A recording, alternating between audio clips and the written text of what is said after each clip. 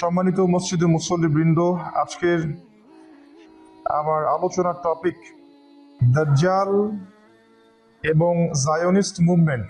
এই বিষয়ে খুব সংক্ষিপ্ত আকারে আমি একটি সারগর্ভ আলোচনা উপস্থাপনের চেষ্টা করব ইনশাআল্লাহ। ওয়া মা তাওফীকি ইল্লা বিল্লাহ, আলাইহি তাওয়াক্কালতু ওয়া ইলাইহি উনীব। বনু ইসরায়েলের মধ্যে একজন মাসীহ আসবেন। মাসীহ মানে হচ্ছে ত্রাণকর্তা, উদ্ধারকারী। এই মাসীহ যখন আসবে, বনু ইসরায়েল আবারও পৃথিবীর রুলিং স্টেটে পরিণত হবে। এটা ওদের ধর্মগ্রন্থে লেখা আছে বা কেউ লিখে দিয়েছে, কারণ এটা ঐশ্বরিক না। ওরা তাওরাতকে চেঞ্জ করে একটা ধর্ম বানায়, সেটা হচ্ছে তালমুদ। তালমুদ এখানে ওরা লিখে নিয়েছে। যাই হোক, ওরা এটা বিশ্বাস করে যে আখিরুজ জামান বা শেষ জামানায় ওদের একজন মাসীহ আসবে। যে মাসীহ যখন আসবে, তখন তারা আবারও সুলাইমান আলাইহিস সালামের মতো এই পুরো বিশ্ব শাসন করবে। এরপর তাদের সেই মাসীহ আসলো। আমাদের নবী মুহাম্মদ সাল্লাল্লাহু আলাইহি ওয়াসাল্লাম বললেন সেই মাসীহ হচ্ছেন ঈসা আলাইহিস সালাম। কিন্তু তারা বলল, ঈসা আলাইহিস সালাম কিভাবে মাসীহ হতে পারে? তার মা তো একজন ব্যভিচারিণী, নাউযুবিল্লাহ। সে তো একজন জারদ সন্তান, নাউযুবিল্লাহ।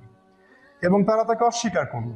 তারা সত্যিকারের মাসীহকে চিনতে ভুল করলো এবং সেই মাসীহকে তারা ক্রুশে চড়ালো। ইহুদিরা ঈসা আলাইহিস সালামকে ক্রুশে চড়িয়েছে। আল্লাহ রাব্বুল আলামিন তাকে সেখান থেকে তুলে নিলেন। আল্লাহ পাক তাকে নিজের কাছে নিয়ে নিলেন। কিন্তু তাদের মনে হলো তারা মাসীহকে হত্যা করেছে। এই জন্য আল্লাহ পাক বলেছেন, ওয়া মা কাতালুহু ওয়া মা সালাবুহু। তারা তাকে হত্যাও করেনি, তারা তাকে ক্রুশবিদ্ধও করেনি। বাল রাফাআহু আল্লাহু ইলাইহি, বরং আল্লাহ তাকে তার কাছে তুলে নিয়েছেন।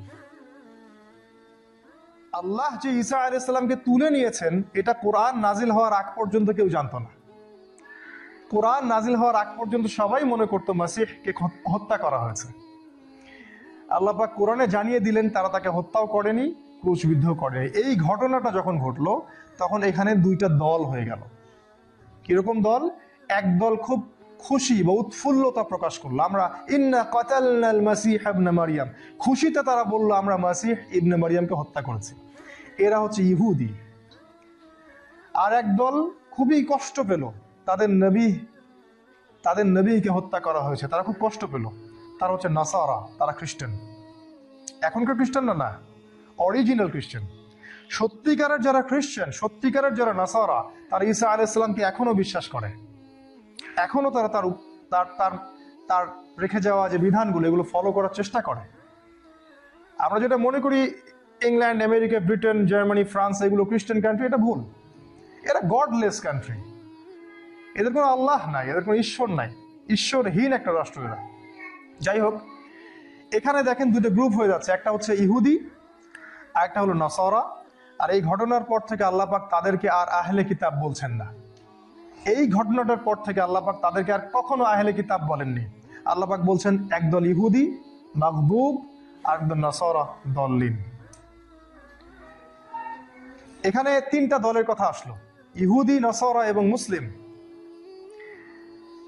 কনক্লুশন হচ্ছে, ইহুদিরাও বিশ্বাস করছে তাদের একজন মাসীহ আসবেন, যিনি আসলে তারা জেরুজালেম থেকে বিশ্ব শাসন করবে, ঠিক? খ্রিস্টানরাও বিশ্বাস করে ঈসা আলাইহিস সালাম আবারও আসবেন এবং তিনি যখন আসবেন তখন তিনি জেরুজালেম থেকে এই বিশ্ব শাসন করবেন, রাইট? আমরা মুসলিমরা, মুহাম্মদ সাল্লাল্লাহু আলাইহি ওয়াসাল্লামের উম্মাহ, আমরাও বিশ্বাস করি যে শেষ জামানায় ঈসা আলাইহিস সালামকে আল্লাহ পাক আবারও পাঠাবেন। ইমামুল মাহদি এবং ঈসা আলাইহিস সালাম মিলে আবারও জেরুজালেম থেকে সারা বিশ্বে ইসলামী স্টেট বা খেলাফত কায়েম করবেন, রাইট? তিনজনের মধ্যে মতের মিল আছে, শুধু ইহুদিদের কনসেপ্টটা আলাদা। কি আলাদা? ইহুদিরা এটা বিশ্বাস করে না সেই মাসীহ ঈসা আলাইহিস সালাম, তারা এখন একজন মাসীহ এর অপেক্ষায় বসে আছে। আর আমাদের নবী মুহাম্মদ সাল্লাল্লাহু আলাইহি ওয়াসাল্লাম বলেছেন, জেরুজালেম থেকে শেষ জামানায় একজন ব্যক্তির আবির্ভাব হবে, যে হবে ইহুদি বংশোদ্ভূত, ইহুদি মায়ের সন্তান, কোকড়ানো চুল, স্ট্রংলি বিল্ড, শারীরিক শক্তি অনেক বেশি। সে আকাশ নিয়ন্ত্রণ করবে, সে জলবায়ু নিয়ন্ত্রণ করবে, সে পলিটিক্স নিয়ন্ত্রণ করবে, সে অর্থনীতি নিয়ন্ত্রণ করবে, ভৌগোলিক বিষয় নিয়ন্ত্রণ করবে, মানি নিয়ন্ত্রণ করবে, টাকা। সে খাবার নিয়ন্ত্রণ করবে, সে ফ্লাই করবে, সে ডান হাতে জান্নাত নিয়ে ঘুরবে, বাম হাতে জাহান্নাম নিয়ে ঘুরবে, সে মহামারী ছড়াবে। এইগুলো রাসূল বলে গেছেন এবং তিনি বলেছেন এও মাসিহ, কিন্তু এ হচ্ছে মাসিহুদ দাজ্জাল, মিথ্যা মাসিহ, প্রতারক মাসিহ। তারাও মাসিহ ওয়েট করছে, আমরাও মাসিহের জন্য ওয়েট করছি, খ্রিস্টানরাও মাসিহের জন্য ওয়েট করছে। কিন্তু এমন একজন মাসিহের কথা রাসূল বলে গেলেন যিনি ঈসা আলাইহিস সালামের মতো নন, তিনি প্রতারক, মিথ্যাবাদী। রাসূল বললেন 40 দিন সে বিশ্ব শাসন করবে এবং বিশ্বের আনাচে কানাচে প্রতিটা জায়গায় এসে তার ত্রাস চালাবে। যে ব্যক্তি তার আদর্শ মেনে নিবে সে তাকে প্রোগ্রেস দিবে, উন্নতি, অগ্রগতি। আর যারা বা যে জাতি তার বিরুদ্ধাচারণ করবে, তাকে দাজ্জাল বলে চিনতে পারবে, সে তাদেরকে দুর্ভিক্ষ দিবে, ধ্বংস করে দিবে, অর্থনীতি ধ্বংস করে দিবে, সামরিক আগ্রাসন চালাবে, সবই করবে। আপনি কি এখন ডটসগুলো মিলাতে পারছেন? দাজ্জাল শব্দের অর্থ প্রতারক, মিথ্যাবাদী। এই সম্পর্কে রাসূল সাল্লাল্লাহু আলাইহি ওয়াসাল্লাম বলেছেন এমন কোন নবী নেই যিনি তার কওমকে মাসিহুদ দাজ্জাল সম্পর্কে সতর্ক করেননি। হিস্ট্রির শুরু থেকে শেষ পর্যন্ত এর চেয়ে বড় কোনো ফিতনা কখনো দেখা দিবে না। এমনকি না আমাদের নবী মুহাম্মদ সাল্লাল্লাহু আলাইহি ওয়াসাল্লাম প্রতি রাকাত সালাতে আল্লাহর কাছে আশ্রয় চাইতেন, আল্লাহুম্মা ইন্নী আউযু বিকা মিন ফিতনাতিল মাসিহিদ দাজ্জাল। তিনি বলেছেন আমি দাজ্জাল সম্পর্কে একটা এক্সট্রা কথা বলতে চাই যেটা অন্য কোনো নবী বলেননি। সেটা হলো দাজ্জাল এক চোখে অন্ধ, কিন্তু তোমাদের রব আল্লাহ তিনি অন্ধ নন। অন্য বর্ণনায় আছে সে ডান চোখে অন্ধ, তোমাদের রব আল্লাহ অন্ধ নন। এই বিশ্বের যত মানুষ এক চোখা দৃষ্টিভঙ্গির, বাহ্যিক চোখ দিয়ে সব দেখতে পারে, ভিতরের কোনো চোখ নাই, তারা দাজ্জালকে চিনতে পারবে না, তারা দাজ্জালের ফিতনায় পা দিবে। এবং তিনি বলেছেন দাজ্জালের ফিতনায় পা দিবে ইহুদিরা। ইস্পাহানের 70,000 ইহুদি দাজ্জালকে ফলো করবে। আর ইস্পাহান ইরানে অবস্থিত, তার মানে খুব রিসেন্টলি ইরানকে আক্রমণ করা হবে, হয়তোবা ওই জায়গাটা তারা দখল করবে। তিনি বলেছেন নারী দাজ্জালের সবচেয়ে শেষ ফলোয়ার বা অনুসারী হবে এক শ্রেণীর নারী যারা নগ্ন থাকবে, যারা দাজ্জালের ফ্লুইড বা বাঁশিতে নৃত্য করবে, মানে দাজ্জাল যা বুঝাবে তারা সেটা রিসিভ করবে। তাদেরকে মুমিন ব্যক্তি ঘরে বেঁধে রাখতে চাইবে কিন্তু পারবে না, ছিঁড়ে বের হয়ে যাবে। বর্তমান এই সভ্যতার ফেমিনিস্ট রেভলিউশন দাজ্জালের অনুসারী, তাদেরকে ঘরে রাখতে পারবেন না। যতই বোঝান, যতই হেদায়েতের কথা বলেন, তারা ঘরে থাকবে না, কারণ দাজ্জালের সর্বশেষ অনুসারীকেও তারা রেডি করে ফেলছে। এখন কিছু কথা হচ্ছে দাজ্জালকে জেরুজালেমে আসতে হবে। দ্বিতীয় কথা হচ্ছে জেরুজালেম থেকে সে যদি বিশ্ব শাসন করতে চায় তাহলে সারা বিশ্ব থেকে ইহুদিদেরকে তাকে জেরুজালেমে নিয়ে আসতে হবে। সারা বিশ্ব থেকে ইহুদিরা কি জেরুজালেমে চলে এসেছে?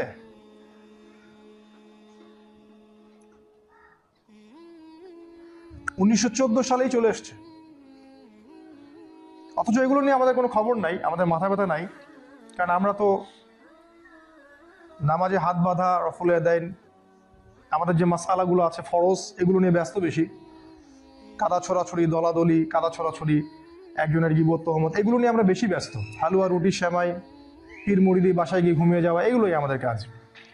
1914 সালে সারা বিশ্ব থেকে ইহুদিরা জেরুজালেমে চলে আসে। পয়েন্টগুলো আপনাকে মিলাতে হবে। যদি দাজ্জালকে জেরুজালেম থেকে বিশ্ব শাসন করতে হয় এবং ইহুদিরা যদি ওর অনুসারী হয়, তাহলে সারা বিশ্বের ইহুদিদেরকে জেরুজালেমে আসতে হবে। এটা হয়ে গেছে 1914 সালে। আর কি করতে হবে? সমস্ত ইহুদিরা মিলে একটা স্টেট গঠন করতে হবে, যে স্টেটের লিডার হবে দাজ্জাল। ইহুদিরা কি স্টেট বা রাষ্ট্র গঠন করেছে? 48 সালে হয়ে গেছে। দাজ্জাল যদি ইহুদির মধ্য দিয়ে সারা বিশ্বের রুলিং স্টেট কায়েম করতে চায়, তাহলে সারা বিশ্বের পলিটিক্স ওকে নিয়ন্ত্রণ করতে হবে। সে কি এটা করছে? সারা বিশ্বের ইকোনমি তাকে নিয়ন্ত্রণ করতে হবে। সে কি এটা করছে? সারা বিশ্বের ব্যাংকিং সিস্টেম তাকে নিয়ন্ত্রণ করতে হবে। সে কি এটা করছে? সারা বিশ্বের এডুকেশন সিস্টেম তাকে নিয়ন্ত্রণ করতে হবে। সে কি এটা করছে? সারা বিশ্বের প্রযুক্তি ওকে নিয়ন্ত্রণ করতে হবে। সেটা কি সে করছে? সারা বিশ্বের ফাইন্যান্স, সারা বিশ্বের টেকনোলজি, সারা বিশ্বের অস্ত্র তাকে নিয়ন্ত্রণ করতে হবে। এগুলো কি তারা করছে কিনা, এই কোশ্চেনটা আপনি চিন্তা করবেন। জানি না এগুলো নিয়ে কবে আমাদের উম্মার চোখ খুলবে। এগুলো সবকিছু হয়ে গেছে আজকে থেকে 73 বছর আগেই। আর এই বিগত 73 বছরে আমরা শুধু হালুয়া রুটি আর শ্যামাই খাচ্ছি, বাসায় গিয়ে ঘুমিয়ে যাচ্ছি। ছোট ছোট বিষয়গুলো নিয়ে আমরা ঝগড়া করছি, মসজিদ ভাগ করছি, উম্মাহকে বিভক্ত করছি, ঐক্যের কথা বলছি না, শারীরিক, মানসিক, অর্থনৈতিক, ফিজিক্যাল অন্য সব প্রস্তুতি নিচ্ছি না। এটাও একটা দাজ্জালের ফিতনা। অফকোর্স এটাও একটা দাজ্জালের ফিতনা, কারণ দাজ্জালের ফিতনাটা এমন যে একজন মানুষ সেটা চিনতেও পারবে না সে ফিতনার মধ্যে আছে। এবার আমার কিছু কনক্লুশন দিয়ে আমি শেষ করছি। 1897 সাল, 1897 সালে বিশ্বে দুইটা বড় বড় ঘটনা ঘটে। আমার বক্তব্য এটা লাস্ট পার্ট, জায়োনিস্ট মুভমেন্টের সাথে এদের সম্পর্কটা কি। 1897 সালে বিশ্বে দুইটা বড় বড় ঘটনা ঘটে। ওই সালে বিশ্বে ফেরাউনের লাশ ভেসে ওঠে লোহিত সাগর থেকে, মমি, যেটা আল্লাহ পাক ওখানে রেখে দিয়েছিলেন। তিনি বলেছেন, আমি কেন তোমার লাশটাকে রেখে দিলাম, কারণটা কি? লিতাকুনা আয়াতান মিন খলফিক, তোমার পরবর্তী যারা আসবে তাদের জন্য তুমি হবে নিদর্শন, তাই নয় কি? ফিরআউনের লাশটা কি আমাদের জন্য নিদর্শন নয়? নিদর্শন। এই জন্য আল্লাহ পাক সেটাকে রেখে দিয়েছেন। এটা 1897 সালের ঘটনা। এই সালে একটা ঘটনা ঘটে। সারা বিশ্বের ইহুদি এবং খ্রিস্টানদের মধ্যে এক শ্রেণীর ইহুদি এবং খ্রিস্টান, সবাই নয়, এক শ্রেণীর ইহুদি এবং খ্রিস্টান তাদের মধ্যে একটা বন্ধুত্ব সম্পূর্ণ সম্পর্ক করে একটা অ্যালায়েন্স তৈরি করে, একটা জোট গঠন করে, আমরা যেটাকে ঐক্য জোট বলি। এই জোটটার নাম হচ্ছে জায়োনিস্ট মুভমেন্ট বা জায়োনিজম। তারা অন্য একটা নাম ইউজ করে, কখনো কখনো ইলুমিনাতি, তারা কখনো কখনো একটা নাম ইউজ করে ফ্রি মেশনারি। বিভিন্ন নাম হোক না কেন, তারা অনেক নাম ইউজ করে, কিন্তু তাদের লক্ষ্য বা গোল একটাই, they want to rule the world. তারা সমস্ত বিশ্বকে শাসন করতে চায় জেরুজালেম থেকে, এটাই ওদের অ্যাম্বিশন। এটা 1897 সালের ঘটনা। 1897 থেকে 1914 এই সময়টুকুর মধ্যে তারা কি করে জানেন? সারা বিশ্বের যেখানে যেখানে হীরা ছিল, হীরার খনি আর সোনার খনি, এগুলোকে তারা আয়ত্ত করতে শুরু করে। আজকে আফ্রিকা এত দরিদ্র জায়গা কেন জানেন? কারণ ওখানকার সব হীরা ওরা নিয়ে নিয়েছে। এই 14 বা 15, 16, 17 বছরের মধ্যে তারা অর্থনৈতিকভাবে স্বাবলম্বী হওয়ার চেষ্টা করে এবং তারা সফল হয়। এবং এই টাকা দিয়ে তারা সুপরিকল্পিতভাবে প্রথম বিশ্বযুদ্ধ ঘটায় 1914 সালে। প্রথম বিশ্বযুদ্ধ অ্যাক্সিডেন্টলি হয়নি, এর পিছনে একজন মাস্টার মাইন্ড কাজ করেছে। এই প্রথম বিশ্বযুদ্ধের পর লক্ষ লক্ষ মানুষ নিহত হয়, বাস্তুচ্যুত হয়, উদ্বাস্তু হয়ে যায়, কিন্তু এগুলো তাদের মূল মিশন ছিল না। তাদের মূল মিশনটা ছিল ইসলামিক খেলাফতটা ধ্বংস করা। ইসলামিক খেলাফত ছিল 1914 সালে অটোম্যান এম্পায়ারের অধীনে, যেটাকে আমরা বলি টার্কিশ বা অটোম্যান এম্পায়ারের অধীনে। এই লাস্ট একটা ইসলামের স্টেট বাকি ছিল, লাস্ট, সেটাকে তার 1914 সালে সর্বশেষ একেবারে গুড়িয়ে দেয়। সেই 100 বছর আগ থেকে ইসলামের খেলাফত বলে কোনো কথা নাই। আজকে ইসলামের অনেক মুভমেন্ট, অনেক আন্দোলন, অনেক কিছুই হয় ইসলামকে নিয়ে, খেলাফতের কথা কেউ কেন জানি বলে না। এটা কেমন তাওহীদ যেখানে খেলাফার কনসেপ্ট নাই? ইসলামী তাওহীদ এটা আবার কেমন তাওহীদ যে তাওহীদের মধ্যে খিলাফার কোনো কনসেপ্ট নাই, ইসলামিক স্টেট বা হুকুমতের কোনো কনসেপ্ট নাই? সুবহানাল্লাহ। 1914 সালে তারা সুপরিকল্পিতভাবে প্রথম বিশ্বযুদ্ধ ঘটায় এবং খেলাফতটা ডিস্ট্রয় করে। এবং আরো একটা কাজ করে, ব্রিটেনের সহযোগিতা নিয়ে তারা সারা বিশ্বের ইহুদিদেরকে নিয়ে আসে এবং জেরুজালেমে অবৈধ ইহুদি বসতি স্থাপন করে, ফিলিস্তিনের মা বোনদেরকে ধর্ষণ করে, তাদেরকে বের করে দেয় এবং আমাদের ভূমি, ল্যান্ড তারা কেড়ে নেয়। উম্মাহ তখনও নিশ্চুপ, উম্মাহ এখনো নিশ্চুপ। তারপর 1914 থেকে 1948 এই যে সময়টুকুতে, এই সময়টুকুতে তারা কি করে জানেন? তারা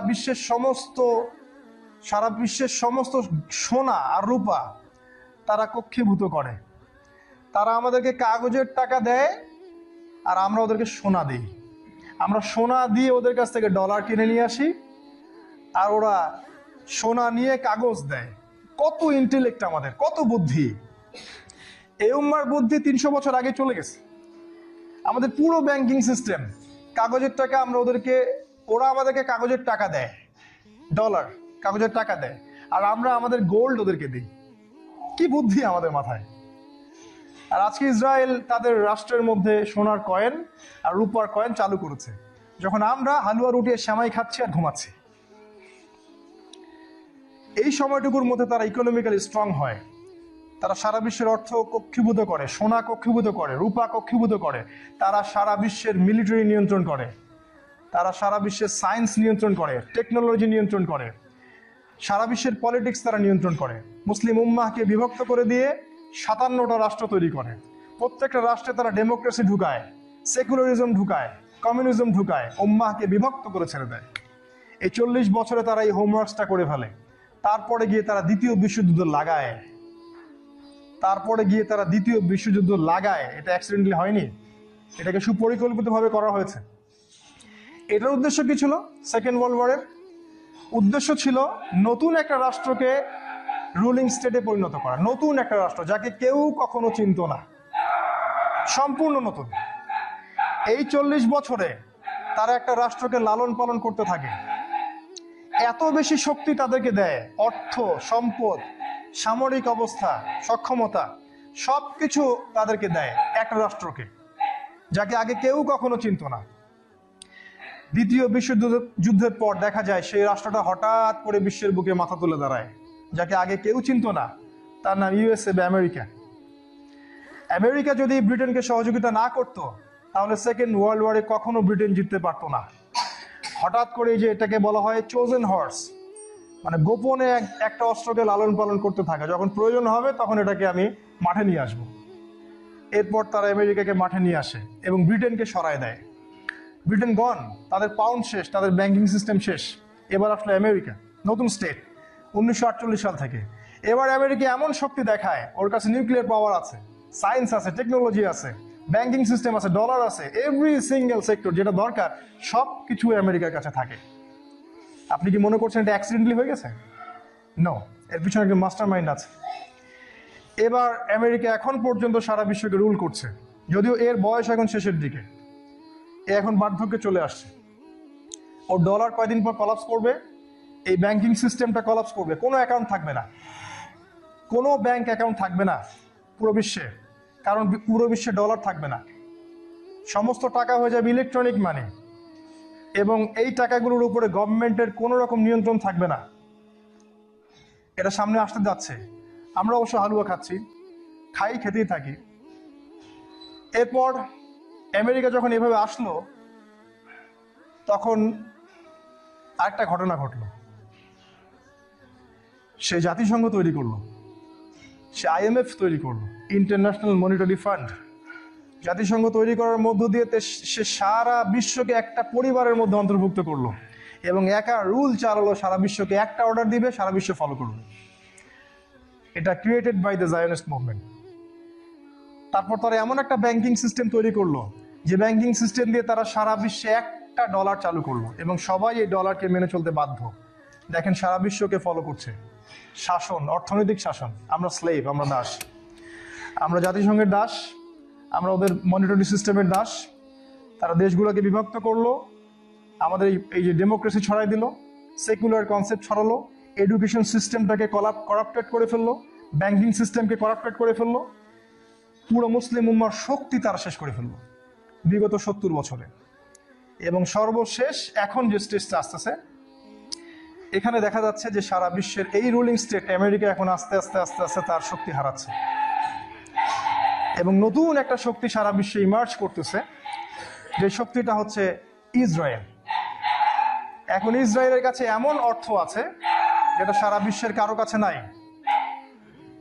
এখন ইসরায়েলের কাছে এমন অস্ত্র আছে যেটা সারা বিশ্বের কারো কাছে নাই। এখন তাদের কাছে এত প্রপার্টি সম্পদ আছে যেটা সারা বিশ্বের কারো কাছে নাই। ওদের কাছে এখন তেল আছে, ওদের কাছে সোনা আছে, ওদের কাছে রূপা আছে, ওদের কাছে পুরো ব্যাংকিং সিস্টেম আছে।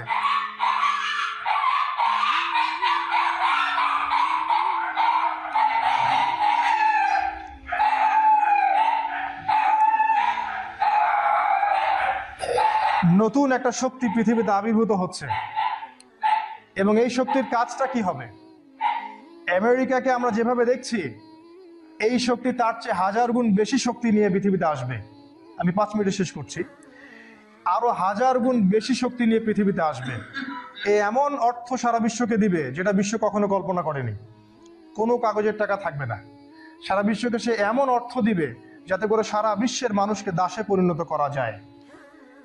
সে সারা বিশ্বকে এমন অস্ত্র দেখাবে যেটা সারা বিশ্ব কখনো কল্পনা করেনি। যখন আমেরিকা পারমাণবিক বোমা ফেলেছিল, কেউ কল্পনা করতে পারেনি যে পারমাণবিক ওয়েপন্স আবার কি জিনিস। এখন তাদের কাছে এমন এমন কিছু অস্ত্র আছে যেটা সারা বিশ্বের কেউ জানে না। তারা সারা বিশ্বে গোল্ড ও প্রপার্টি কক্ষীভূত করেছে। একটা হিসেব বলছে সারা বিশ্বের 100% সম্পত্তির 70% ওদের কাছে থাকে। তাদের সংখ্যা মাত্র 1,40,00,000। মূল কথা হচ্ছে তারা এমনভাবে সারা বিশ্বে আবির্ভূত হবে যেটা সারা বিশ্ব কখনো কল্পনা করেনি। এটা অলরেডি হয়ে গেছে। তারা এখন ইসরায়েল থেকে, জেরুজালেম থেকে, যেটাকে রিসেন্টলি রাজধানী ঘোষণা করা হলো, এখান থেকে সারা বিশ্বের পলিটিক্স নিয়ন্ত্রণ করছে। সারা বিশ্বের পলিটিশিয়ানরা তাদের স্লেভ, তাদের দাস। কারো স্বাধীনভাবে পলিটিক্স করার কোনো স্বাধীনতা নাই।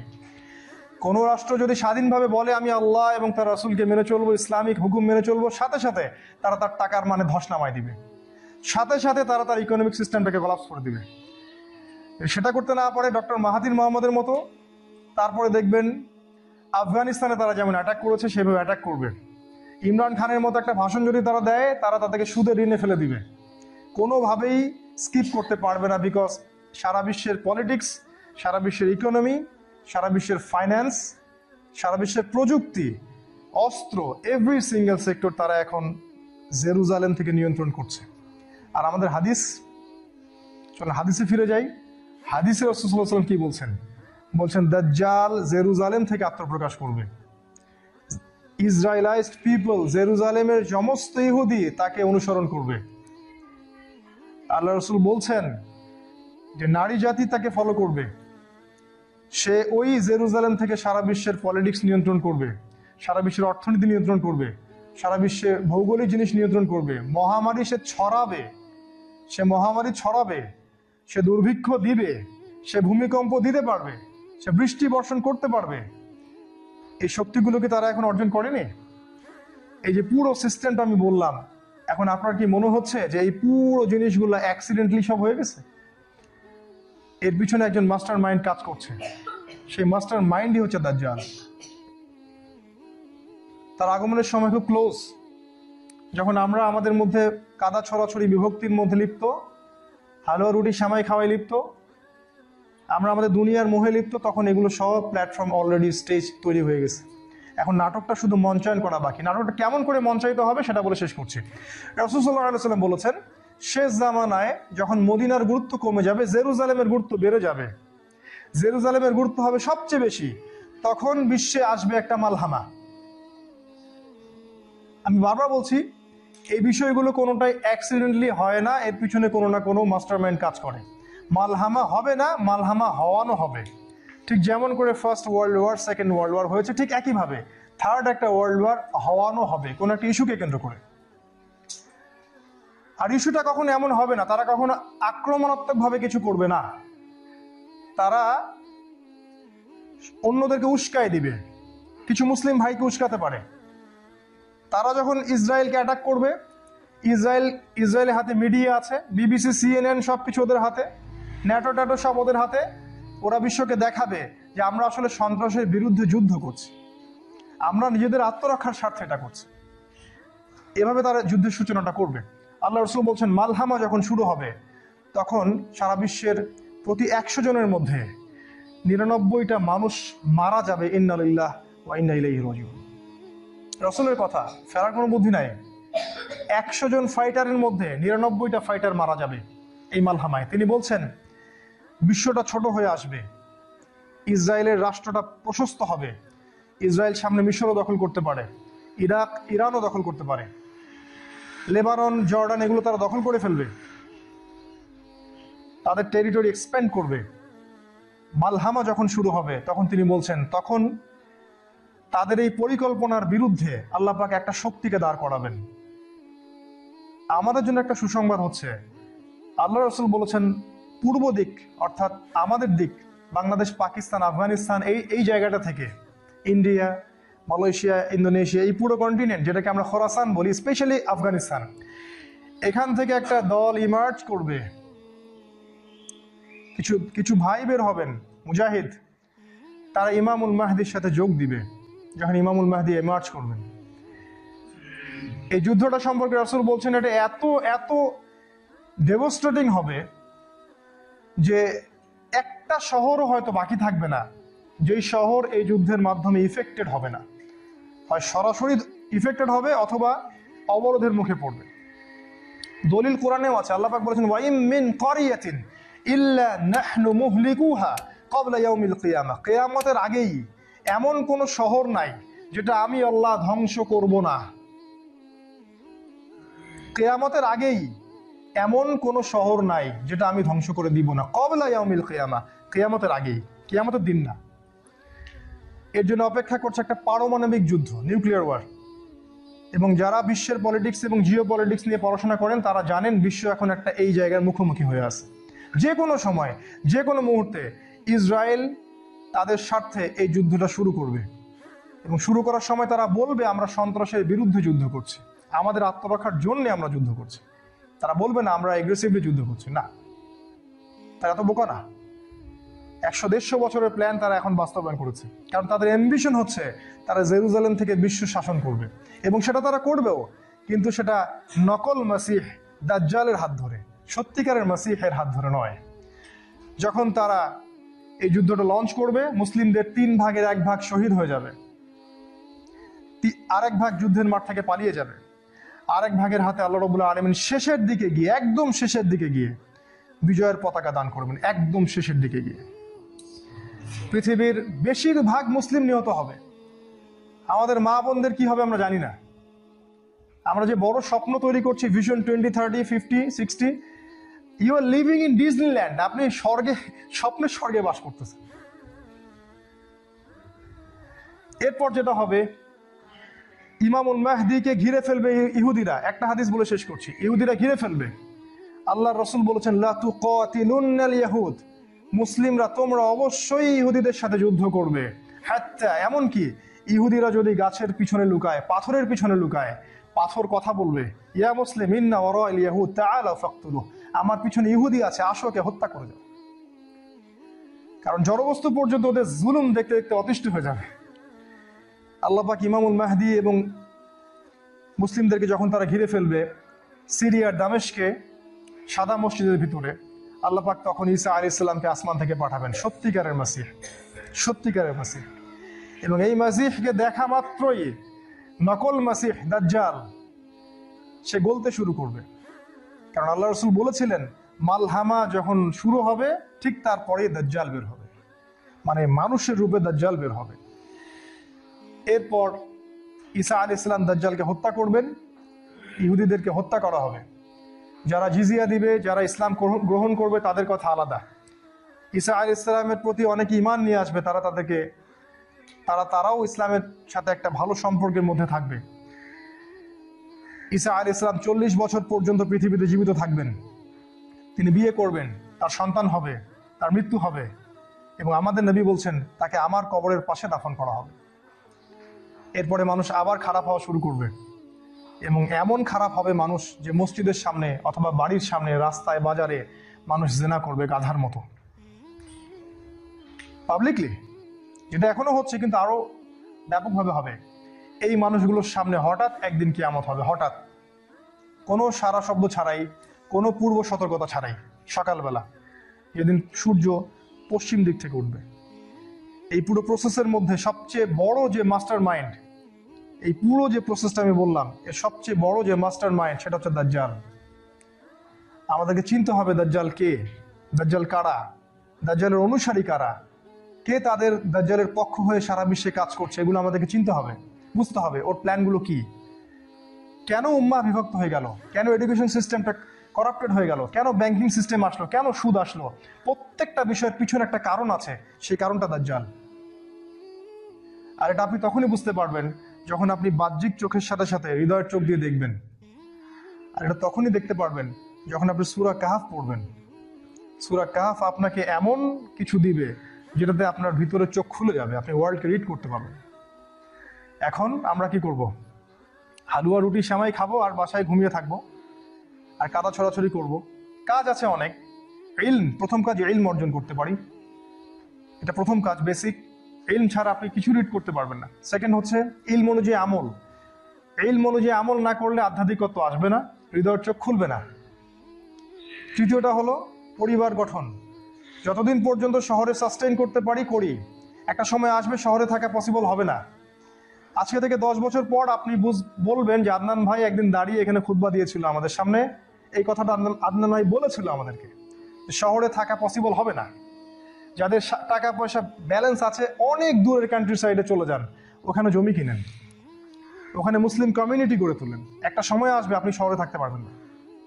ভেরি রিসেন্ট, 5, 10, 15, আল্লাহ ভালো জানেন, তারও আগে হতে পারে। পরিবারটা গঠন করেন। চতুর্থটা হচ্ছে দাওয়া, মানুষকে সচেতন করেন। এখন শেষ জামানায় যে জিনিসগুলো বেশি আলোচনা করা দরকার সেগুলো নিয়ে সেমিনার করেন, খুতবা অ্যারেঞ্জ করেন, মানুষ সচেতন হোক সামনে কি হতে যাচ্ছে। পঞ্চম, কমিউনিটি গড়ে তোলা। আমাদের মাঝে অনেক জায়গায় অনেক ইখতিলাফ আছে, আমরা জানি সেটার কথা। মেজর ইখতিলাফ না থাকলে, যেগুলো মেজর সেগুলো না থাকলে ছোট ছোট বিষয়গুলো এখন এড়িয়ে চলেন, মানুষকে একটা জায়গায় নিয়ে আসার চেষ্টা করেন। কারণ যখন তারা আমাদেরকে নিধন করবে কেউ দেখবে না, ওরা কখনো দেখবে না কে শিয়া আর কে সুন্নি, কে হানাফিয়া কে আহলে হাদিস, কে দেওবন্দি কে বেরলবি, কে অমুক দল কে তমুক দল, এটা তারা কখনোই বাজ বিচার করবে না। তারা শুধু দেখবে আমি মুসলিম কিনা, মালহামায় তারা দেখবে যে আমরা মুসলিম কিনা, ব্যাস, দ্যাটস অল। তারা আর কিছু দেখবে না। কে হানাফি, কে শাফেঈ, কে হাম্বলি, কে আহলে হাদিস, কে চরমনাই, কে তাবলিগ, কে জামাত ইসলাম, কিচ্ছু তারা দেখবে না, কিছুই না। তারা শুধু দেখবে আমি মুসলিম কিনা। সারা বিশ্বের দিকে তাকায় দেখেন না, আজকে সারা বিশ্বের যেখানে মুসলিম সেখানেই ইন্ধন। তারা কেউ দেখতে চায় না আমরা কোন মাযহাবের, কোন তরিকার, কোন দলের, কোন সংগঠনের, কেউ দেখতে চায় না। এটা আমরা দেখি, আমরা বোকার স্বর্গে বাস করছি। কমিউনিটি করতে হবে। তারপর অর্থনীতি। আমি আমার এক ভাইকে বলেছিলাম সেদিন, ভাই এখনো মসজিদেই বসে আছেন, নাম বলছি না, আমি বলেছিলাম এখন সর্বশেষ অস্ত্র হচ্ছে কৃষিভিত্তিক অর্থনীতি। একটা রাস্তা খোলা আছে আমাদের সামনে, কারণ পুরো ইকোনমিক সিস্টেমটা করাপ্টেড। আমাদেরকে ওইদিকে ফোকাস করতে হবে। সোনা কিনে রাখতে পারেন, রূপা কিনে রাখতে পারেন, জমি কিনে রাখতে পারেন, ব্যাংকে টাকা রাখবেন না, ব্যাংক কলাপস করবে। তারপর সবার মাঝে এই যে হৃদ্যতা তৈরি করার মধ্য দিয়ে একটা কমিউনিটি গড়ে তোলা, যারা আল্লাহর পথে জান মাল ব্যয় করে এই সিচুয়েশনেও বুক ফুলিয়ে সাহসের সাথে মানুষকে সচেতন করবে, আল্লাহর পথে কাজ করবে। আর যদি কাজ করতে করতে করতে করতে তারা আর শেষমেশ করতে নাই পারে সব ধরনের চাপের কারণে, তখন তারা আসহাবুল কাহাফের মতো শহর ছেড়ে চলে যাবে, হিজরত করবে এমন জায়গায় যেখানে নিরাপদ পানি আছে, বাতাস আছে, থাকার জায়গা আছে, সার্ভাইভ করতে পারে এই জায়গায়।